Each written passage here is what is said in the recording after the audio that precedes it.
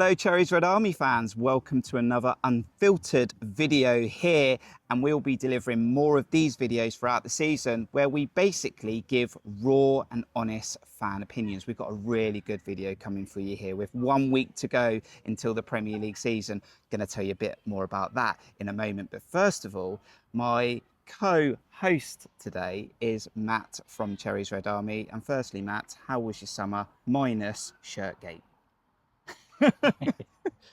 Yeah, minus Shirtgate, pretty good on the whole. Minus Shirtgate and England. Yeah. Pretty good on the whole. Semi-final for England. We'd have all took that, I think, before the World Cup started. It's just the nature of the way we went out in the semi. Very disappointing, but is what it is. But yeah, all good, mate. But I'm looking forward to the proper stuff starting again, and we're right on the cusp of it, aren't we now? Yeah, we are looking forward to it, and it looks good. Good vibes in pre-season. Apart from the obvious, it's all looking good, and we'll talk about some of it, I'm sure. So what we're doing is we're looking ahead to the season, and me and Matt are thinking about something that's really important. So for us to be successful in a season that's going to have 4 competitions, including Europe, Matt, we think we might need some ingredients within our season to be successful and do well. So what we're saying is we are going to talk about 5 key ingredients to help the Cherries be successful in the 26-27 season. Disclaimer, we don't know the 5, do we? No. So we're bringing 5 between us to the table, but we haven't shared it. No, we haven't. So we're winging it. We are winging it. And Basically. we want you to get involved at the end of this video, but we think there's going to be lots of topics within the video that me and Matt discuss, and I think there's going to be more discussed in the comments. So Matt, let's just go straight into it. What ingredients do Bournemouth need to be successful in a really historic, important season? So over to you for ingredient 1. So ingredient 1, probably the most important ingredient I feel, is manager transition. From what we had with Andoni, phenomenal job that he did, the identity that he set us up, the way we played football, that's been ingrained into the players, into the squad, and woven throughout the football club. It's what we're renowned for, and it's what made us so successful. So although Marco Rosa comes with possibly a very similar identity and very similar philosophy,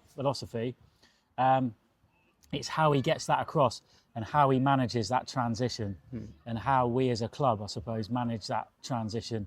And we've all got a role to play there, from club owner right the way down to supporter level. We've all got a role to play to make sure it's a seamless transition, because if it isn't, then obviously we're going to have big problems with everything that we've got to juggle this season. So it's going to be interesting to see how it pans out. I'm very confident with what I've seen so far. I like the guy. I like, what he's had to say so far, how he's come across. I've liked what I've seen on the pitch, albeit it's only pre-season and it's only friendlies. You can't delve too deep into it. Yeah. But on the face of it, it looks really good. However, Andoni is a very, very hard act to follow. Top-level coach, top-level manager that we were very, very lucky to have. He developed into it, so he didn't start there. Obviously, it took him a little while to hit the ground running. Yeah. But we almost can't afford for that to happen too much with everything that all the plates that we're spinning this season. So it's going to be a very, very critical transition. I think what's quite interesting about this video and us not sharing is we could clash with ingredients, because one of my ingredients, which means I've got to pull another one out the bag now, is I was going to talk about a similar thing, and that's trust, which is coming off the back of you, and that's trust between the players and the new head coach, because Marco Rose is coming in not to rip up everything, but it's only fair that he comes in with his own stuff as well.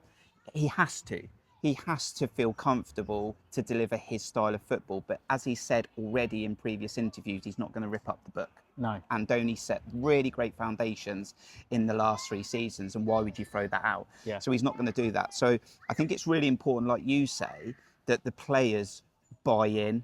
They have to buy in, because my fear is if they don't buy in, with Europe on the calendar, more games than we're ever going to have, this could go the wrong way. Yeah, and I think that you're talking about very intelligent footballers. I mean, I don't know, probably not many people know, but my second team these days is Yeovil Town. Used to be a rival of ours, but They So never because have of James been. Hayter? No, it's not. It's because I used to live out that way, and my dad used to take me to the Oval games sometimes when Bournemouth weren't playing. They were always a non-league club. Like when I was going to watch Bournemouth, who were then in the third division and then the second division under Harry Redknapp, we were divisions apart, so it felt like your second team. Then they got a bit ahead of their station and ended up catching up with us and almost overtaking us at points. So I was like, hello, I don't like you anymore. Now I've gone back to liking them again. So I follow them, they're my second team, and I listen to their manager a lot, and he talks about educating the players and how difficult that is to get players to understand what you're trying to coach them and what you're trying to teach them. But we're talking about National League players. So obviously we are talking about elite Premier League players. They have to understand it quicker, and they will because they're more football intelligent. Yeah.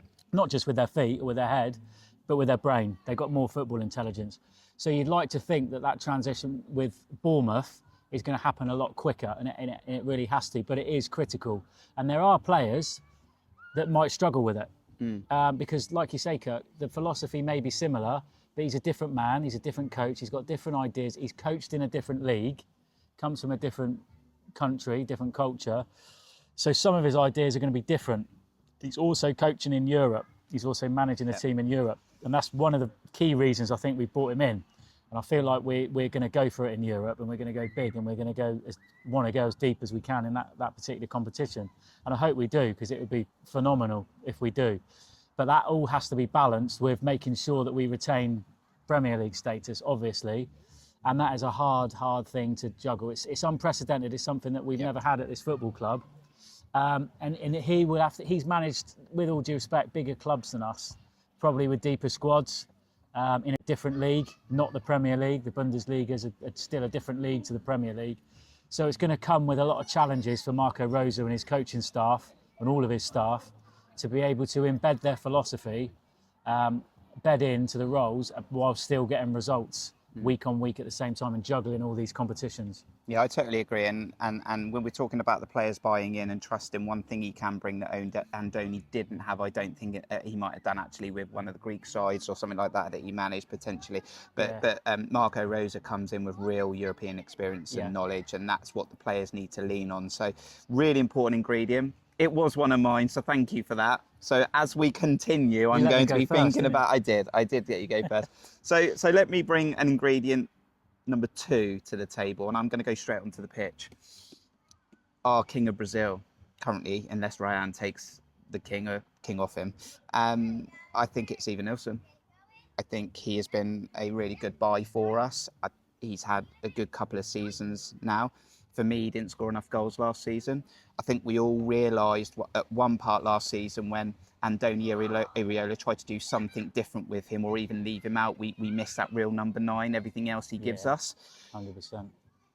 And I love that in Evanilson.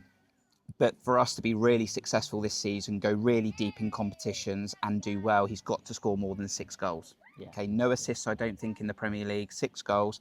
So I love everything about Evanilson, but he's got to get 10. Now, actually, what the stats were telling us last year, expected, and you can take that how you want because it is just data, he should have scored 11 goals last season. And he seems to miss the ones you shouldn't miss. Yeah. That's my problem. The other thing I'd say with Evanilson, for him to score more goals, he can adapt and help his game by sometimes staying onside more. I was just going to say that. That would help. But when I look at a key ingredient, we need goals. Yeah. Of course, we're going to need goals around the team. Yeah. And I think we got a lot of that last season. Alex Scott was adding goals. Yeah. Tavernier's playing his part. Ryan came in for Semenyo. But if he's our number 9, I need this guy to score goals. Yeah, and I mean, yeah, totally agree, Kirk. And the point is, we've lost Krupi, haven't we? We've lost Krupi, who sort of made up for Evers Nielsen's shortfalls last season in many ways. So I say shortfalls because Evers is one of my favourite players. I love the work he does, what he does, the character he is, what he brings to the team. Apart from the amount of goals he scores, everything else he does is absolutely top drawer. And we wouldn't be where we are, I don't think, without his contributions. But he has to, he's the number 9, so he has to make more of them. Krupi bailed him out last season because Krupi comes on the pitch, just puts the ball in the net. He's just a natural finisher, and that's all he really does. Albeit that improved towards the second half of the season, where we went on that incredible unbeaten run.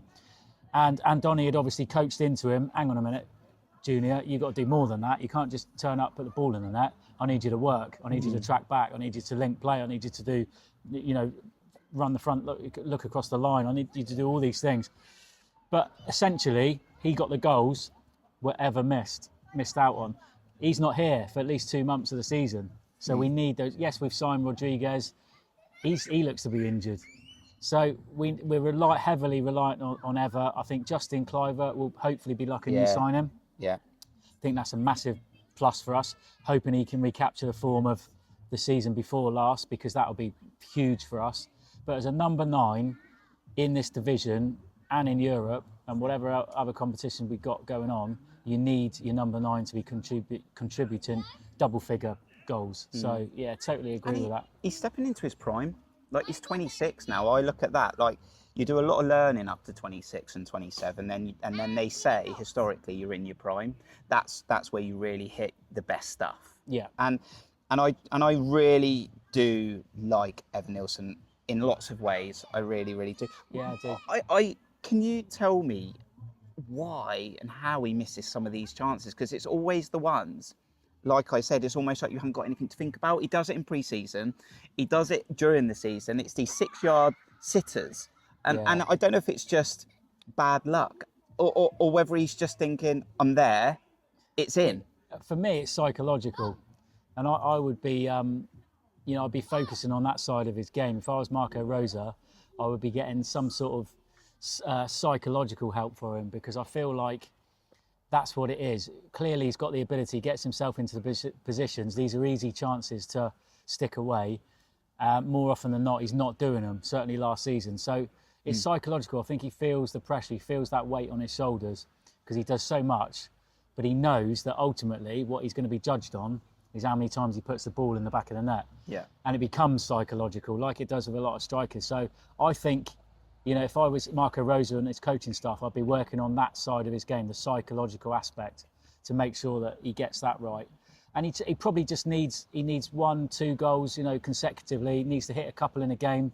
Confidence in it. We say it time and time again. Football's it's a delicate game.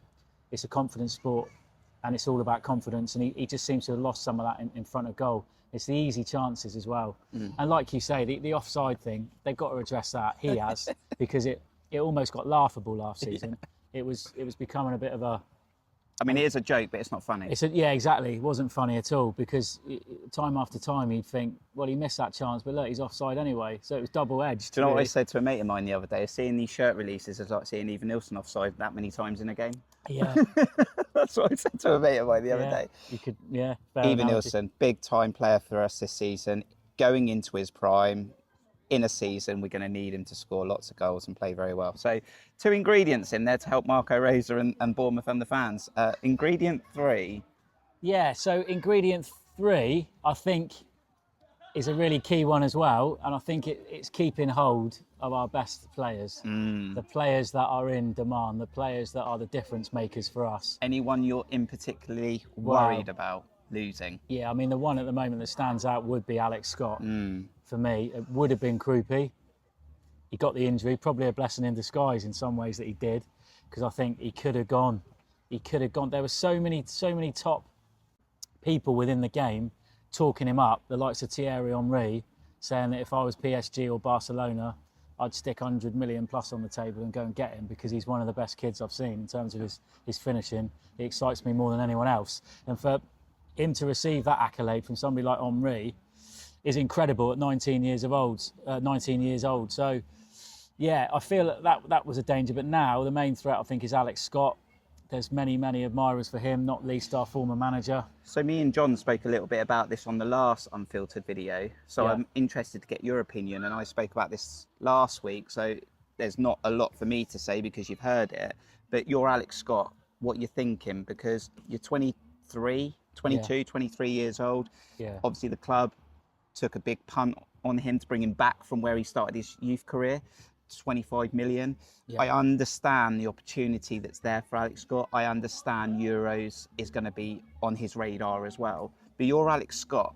I feel it's really silly for club and player to let him go and for him to leave right now, because European football is on the table and he's pretty much guaranteed a starting spot. Yeah, I would agree that maybe there's an element of bias in that because we're Bournemouth supporters and we feel that that would be the right way to go. Obviously, we want to keep the player at the club, but if I'm Alex Scott, you don't know what he's being advised by his agent, what he's being told, what's going on in the background. He could be kingpin here, couldn't he? In a season, he's never played in Europe before, and he could be the main man. Give it another season. The worry for us is then obviously his contract is then down to 1 year, and we lose him for a lot less money. So from a business perspective, it's a gamble. Whatever decision is made and whatever the outcome is, it's a gamble both ways, because we could keep him, lose 40 million on him or whatever it might be, but go deep into Europe, win it or whatever, something ridiculous might happen and we qualify for the Champions League, and you think, well, that was a gamble worth taking. Or we could not do anything, really struggle, and then we lose him for half the money or less in the summer, and he doesn't hit the heights that he did last season because of the distraction going on and the speculation going on, which means that it's to the detriment of his form.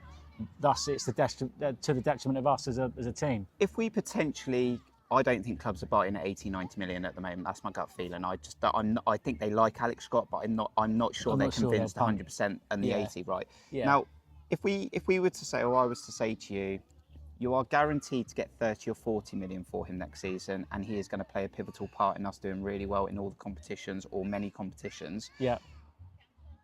Do you keep the player this season? Yeah, I do. Yeah, I'll go down that. In answer to your question, I would do that. And I think if you're Alex Scott, you'd probably do that as well, because you know that your value is going to soar, and the clubs that are attracted to you are going to become bigger and bigger and bigger. So you're going right to the very top. So I think it would be a sensible... So his risk is getting injured? His risk is getting injured.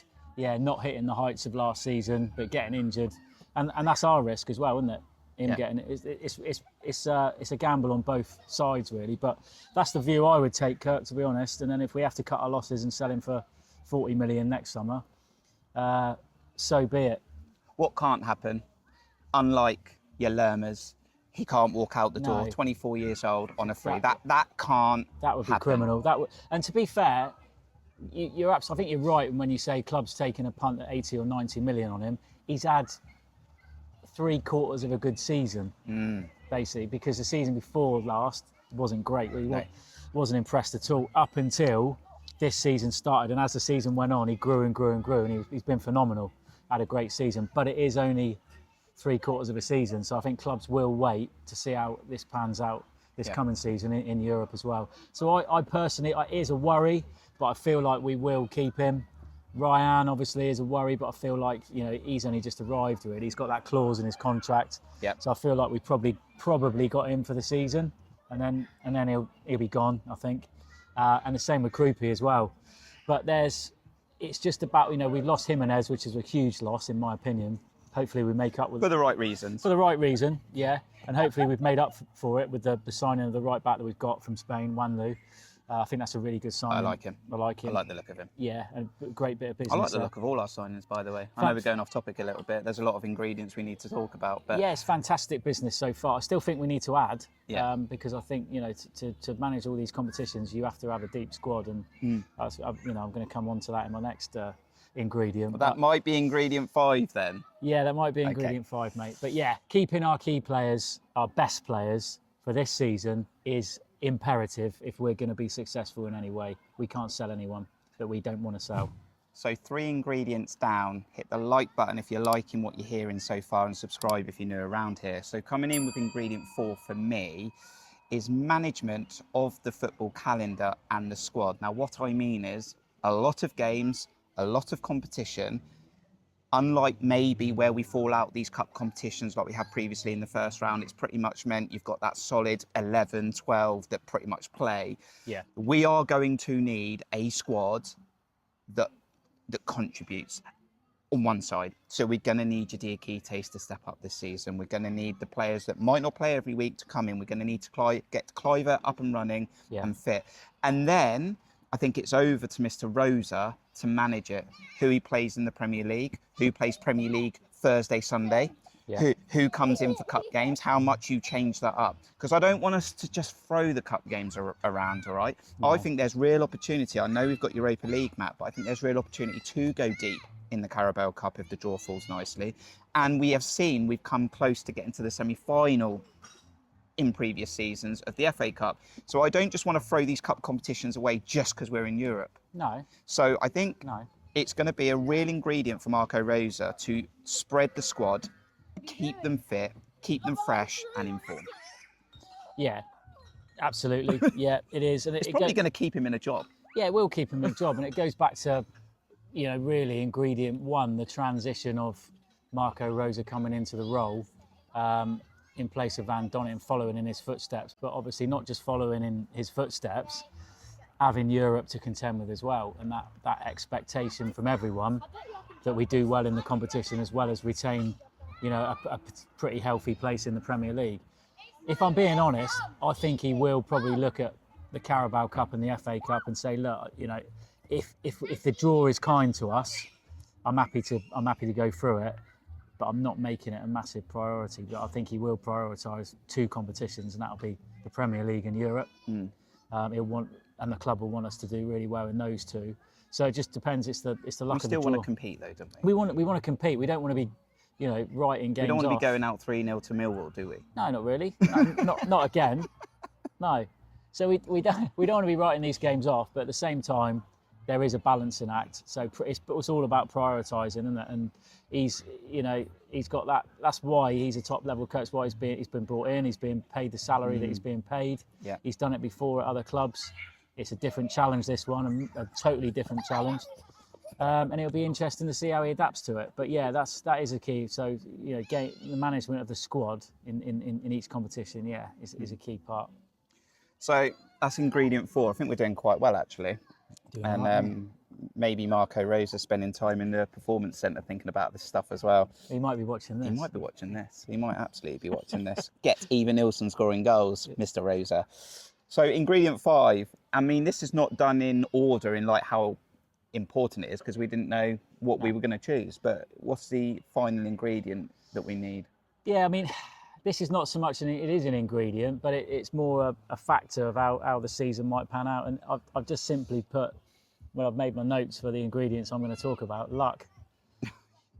I think luck is a huge thing because injuries, mainly to do with injuries and suspensions, keeping players fit, keeping them on the books as well. VAR? Luck with VAR? Luck with VAR comes into it, of course it does. Yeah, it doesn't feel like we've been particularly lucky with it since it's been introduced. So all of that is factored in, but luck, as a, covering a multitude of facets really, but mainly the squad keeping fit as possible, because we've seen with other clubs similar to us in Europe, the likes of Burnley going in. We saw what happened to Forest last season, even Brighton, clubs of a similar sort of standing, if you like, in the Premier League to us, how it can affect your season. Yeah. We only need 2 or 3 key players to suddenly be out injured. We're managing all these competitions because we're committed to this Europa League. We're not just one game and we're out. We're in a league. So we can't just say, I don't fancy flying to Cyprus for that next Thursday. We've got and a real chance, by the way, can I just say, Premier coming League. in off your ingredient. Yeah. When you look at the Europa League and now Champions League teams are not falling into it at later stages, and you look at the teams, I say these teams are good teams. Obviously Aston Villa, Nottingham Forest did do very well. Yeah. You look at, Freiburg, who got to the final, pretty much an embarrassment in that final. Yeah. I look at this and it is our first time there and we are going to need luck, but we should be targeting a good finish in that competition. Well, I think so, because if you look at the other clubs that are in there and you look at the giants like AC Milan, Juventus, Serie A is not what it was. It's that you can see that in the Champions League at the moment, year on year. The top clubs in Serie A are, nowhere near as good in quality as the top clubs in the Premier League. So for me, of course, we're a much smaller club than AC Milan and Juventus, but can we beat them in a one-off game? 100%. Should we beat them in a one-off game? 100%. I think we should. We've just finished 6th in the Premier League. And I still have to pinch myself that we did that, by the way, because I keep saying to everyone, we finished 6th last season. Everyone talks about the top 6, the big 6, the Sky 6. We're one of them. We finished 6th in the Premier League. it's still sinking in. We were still fighting for Champions League football On at the final City day. Ground. I know Yeah. it went to 5 teams and potentially it could have gone to 6, etc. But we were still fighting to the final minutes, pretty much, for Champions League. That is ridiculous. And we were ahead of anybody else in that race for Champions League football, going on a half-season unbeaten run. That still hasn't sunk in for me, that we've achieved that. We're talking about AFC Bournemouth here in the Premier League. Yeah, if you got told that 15 years ago, you'd have looked at somebody a bit funny, wouldn't you? And probably reported them for misinformation. When you talk about luck, and it's a bit cliche, but It is. do you make your own luck? I mean, when I say that, you make your own luck, is, for me, do we make our own luck by the way we approach to competitions and approach the game? So if we approach the game the right way, we create our own luck. If we're naive, and I don't expect this from Mr. Marco Rosa, because I think the club have brought him in for a reason. They needed to come off the back of Andoni and some. Yeah. So, but what I mean is, if we have the right mentality and the right foot on the throttle, we could create our own luck with the pressure that we apply. Yeah, definitely, and that's a saying that's true to life as well, isn't it? True to careers.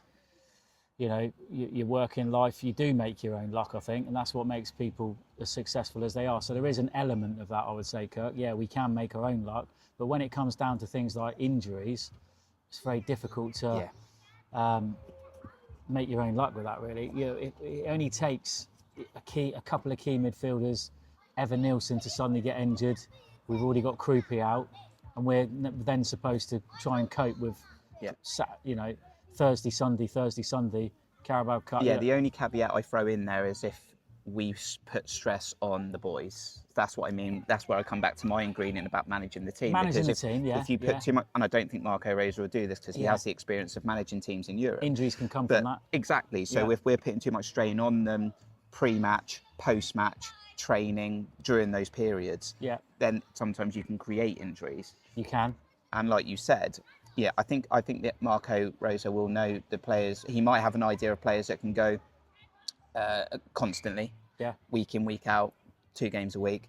And then you look at players like Ryan Christie, who was clearly struggling last season, really struggling. And even when he came back and played very well in the end for us, I still think he was struggling. I still think he's carrying an awful lot from what he did the season before. Yeah, I agree. Yeah, he's not getting any younger, and there's probably a few players within the squad that you could look at in that regard, couldn't you? That might struggle with this Thursday Sunday thing, with the extra games going on. So I might struggle with this Thursday. I'm going to struggle massively with it. Yeah, hugely. I'm a bank manager. Yeah, the bank manager, but I think I am going to struggle. It's a lot of Mondays might be taken off. Yeah, there's going to be a lot of time off, isn't there? Let's be honest. Yeah, I'm trying to hold some annual leave back for a few away games, and then the home games I'll be in for.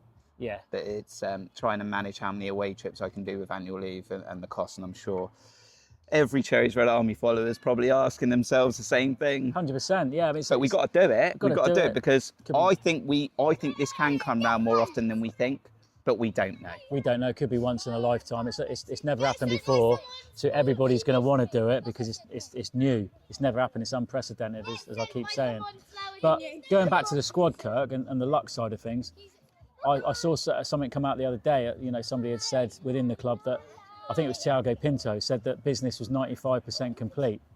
That worried me a little bit, especially with the injury concerns. There's a list of players on the injury concern list at the moment, quite an extensive list. Yeah. And he's saying that we're 95% complete in terms of business. I still think we need 3 or 4 coming in, personally. Wow. I really do. I think we're short of a few. I really do. 3 and 4. I mean, I don't know enough financially about all SCR and all that. There's that to juggle. There's that to juggle. I definitely think we're short of another midfielder. Yeah. There's a lot of talk around the wingers being too left-footed. Yeah. Too many left-footed wingers. Probably another defender. I mean, some might say, well, Justin Kluivert's right-footed. He's not a winger, right? So, I think there's still bits to do. Now, whether that is buying or whether that's loaning, because I don't know how they're going to stretch the finances within the new squad cost ratio. No. But there are bits. There are still bits to do. I don't know if we could do 4, but I definitely think we need 2. Yeah, I think we need 4. I mean, we need a number 2 keeper as well, don't we? Really? I mean, you're doing a John. You're not backing Fraser Forster either. No. Although he seems a good dress, I think he's our Jordan Henderson. 100%. He's in there for the changing room. Yeah, he's going to be goalkeeper coach. It's like Scott Carson for Man City. Yeah, he's in there for the dressing room. He's going to be goalkeeper coach. Again, is Will Dennis still in the conversation because he helps us with the squad with Europe? I think it's something to do with that. Yeah. Because he's homegrown. Yeah. That is a factor as well. But really, I still think the Fitch was available every week, mate. He was available every week, but notice that how much his game was upped as soon as Mandas came in. The minute Mandas came in as that number 2 in January, he thought, hang on a minute, I've got competition, I need to up my game. And he did it, fantastically. He had a great second half of the season. No coincidence, we went 18 games unbeaten because he had competition, really fierce, natural competition from another good quality goalkeeper. I'm not sure that he's got that at the moment. I don't know where we're at with Will Dennis because I haven't seen enough of him. And he hasn't. He obviously don't. He's not played, has he? No. Not really for us. So I still feel we need a number 2. I think we need another defender potentially. At the back, there's question marks over Milo's fitness at the moment. Diakite, the jury's firmly out on. Yeah. Really, I'm written him off. I will still be saying he needs a fair shot this season. I didn't like what I saw last season. No, I said the same thing last week. I don't think anyone did. Yeah. But I think he needs a fair crack. Yeah, I agree. And I think you're right. We probably need another one in midfield. And maybe it's somebody else on the wing. It looks like Adley's going to be out. I'm not sure what the news is on his injury. It looks like he could be out for a stretch. Brooks seems to be struggling a little bit. Yeah, a lot of left footers. Yeah. Quite odd, really. Yeah, seems to be a bit of imbalance there. So I do feel we need to do bits still if we're going to be competitive, because we will get injuries and we will get suspensions. The demands of the season are going to be greater than they've ever been, and it is a slight concern, but we will see. That's the 5 ingredients, mate. That's it. They're in the pot. They're being stirred up. It feels like Europa League final. It could be potentially. I can smell it. I can smell it as well. Yeah. I'm going to throw a bonus one in there, and I think it is a bonus one. And I think we've spoken about this many times on the channel, and you've been very vocal about it, fans. Yeah. We have to remember it took Andoni quite a few games to get up and running. Now, that was a massive transition. Yeah. This is less, for me, less of a transition. Yeah. But we need to back the new head coach. We need to back his coaching staff, which is very different again to what we had last season. There is a big change in the backroom staff, okay? We have got to back the team and we've got to back the coach, however tough it is at the start. And I hope it isn't. I hope we get something at the Etihad. I hope we come back home and get a win against Everton. And I hope we hit the ground running. But we have to play our part. Now, there might come a moment, Matt, in the season, if it's not working out, it's not working out. But definitely, first 10 games, we've got to remember we stuck in for Andoni. I'm hoping it's not as bad as that, but I'm hoping, or I'm not hoping, if it is as bad as that, we need to stick in and we have to try and trust the process. Yeah, and that goes back to ingredient 1. When I said about the managerial transition, it wasn't just Marco Rose, it was his whole coaching staff, because Tommy Elphick and Sean Cooper knew this football club inside and out. Yeah. So that was an easy transition, really, in some respects. Marco Rose and his coaching staff know nothing really about this football club. They're all new to the roles, so it's a massive, massive transition. And I also said it goes from owner to fans, the part we've got to play in that. And you bang on that the fans at the bottom end of the scale, if you like, have a massive part to play. And I just feel we've got to try and make this place, the Vitality Stadium, as it's called these days, a fortress. And we don't do that enough. It's not a cauldron. It's too nice to come and play there sometimes. The fans are quiet. We're expectant. And we don't get excited.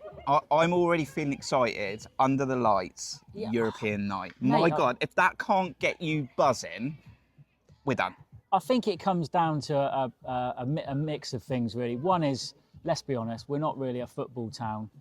We're not a traditional hotbed of football. So there's that sort of apathy towards it a little bit. We're a bit reserved as a fan base, and we've become very expectant. And I've gone on record to say this a lot, quite a few times. We've become expectant as a fan base. I mean, anybody under the age of 18 has only ever known us or can only ever remember us in the top 2 divisions. Yeah. As that expectation, I think we sometimes just sit back on our seats and expect great things to happen. Whereas at other clubs, obviously bigger clubs, probably more football in hotbeds, the cauldron of noise that you'll hit with, when you go to places like Sunderland, even Crystal Palace, that on a smaller scale, for a smaller club, akin to ours, albeit they're still a bit bigger than us, get behind their team and they make it difficult for the opposing teams to come. And when these European teams come to Vitality, we've got to do that.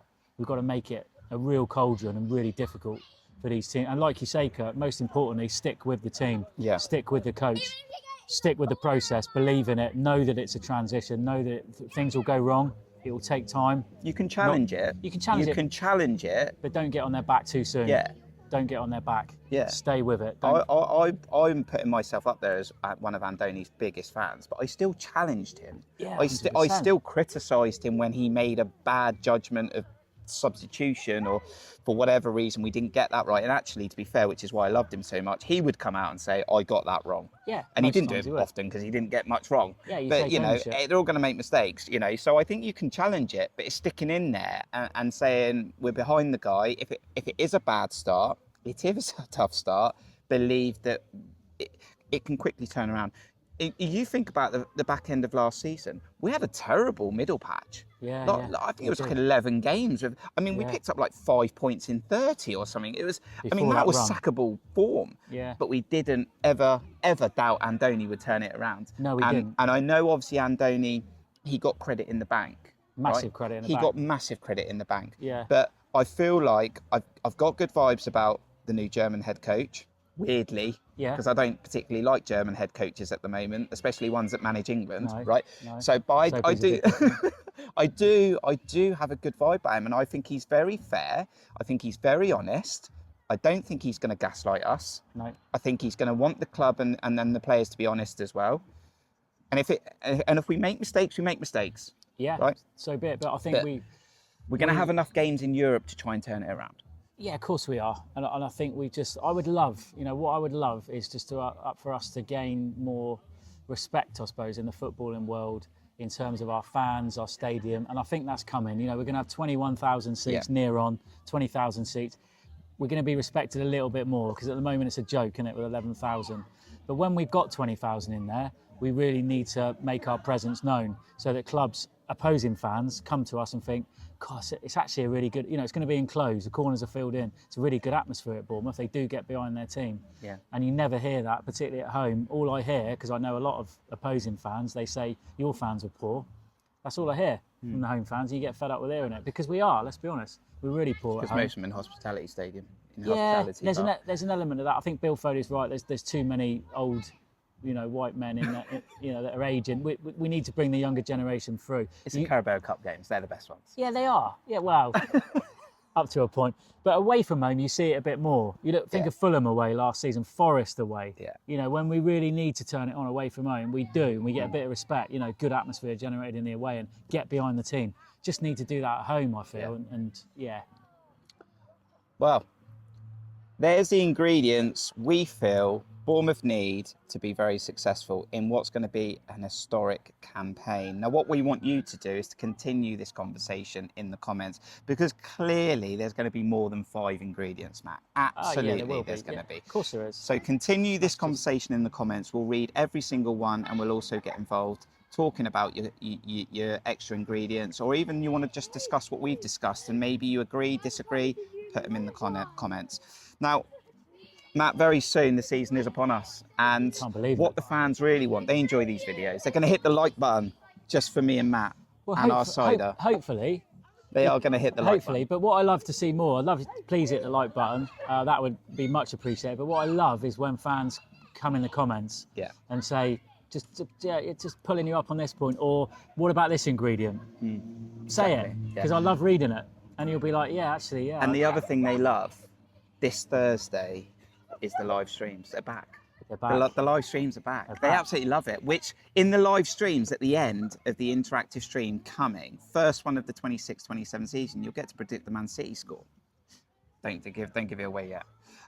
The live streams, they're very popular. It's something that Cherries Red Army delivers of all the content that is delivered for Bournemouth on YouTube, and there's lots of great content, of course, from Back of the Net. I know young Colin, who's due to have another baby, so I know you've got one already, so good luck with the second baby, Colin, at the end of the year. But, the live streams, they love it because we've got such a fan base on the streams. They come from all around the world. We've got America, we've got Australia, we've got so many now. They contacted me, and just your early thoughts on the live streams coming back and how interactive that is, because it brings it all to life. Yeah, I mean, I'll echo what, you probably, a lot of people will watch Back of the Net, and I'll echo what Sam said on there, one of his recent stadium update videos. There's other channels to look at. We're all one big happy family, aren't we? We're one big happy fan base, and it's just great to talk all things AFC Bournemouth. So all we are, is supporters that just want to come on, get together and talk about Bournemouth and have an opinion, rightly or wrongly. Some will agree with it, some won't. And it's great to get other people interactive with that. And get their opinion and get to know those people. And I know that I've personally got to know quite a few fans through this channel and through Back of the Net and other platforms. So there's a great social side to it. But what it does is it just stimulates debate, conversation, because we've all got one passion, haven't we, at the end of the day, and that's football and AFC Bournemouth in particular. So it's just about talking around that. We love it. I think the live streams are great. They're just an addition, I suppose, really. There's something extra that Back of the Net maybe don't do as much that we offer. Yeah. Just for Bournemouth fans getting together, chewing the fat and having a chat. So all you need to do is hit the notification bell, and the live streams are returning as we prepare for our first Premier League game away on the road at the Etihad. Think we can get something. I keep saying it, we're going to get something. And I think it might be Thursday, 8 p.m. But if you hit the notification bell, follow our socials on Twitter and Instagram, you won't miss it. So you'll be there, won't you, Matt? I'll be there. Really enjoyed this video, Matt. I loved it. Yeah. It's really good because it feels like, I know we had the World Cup.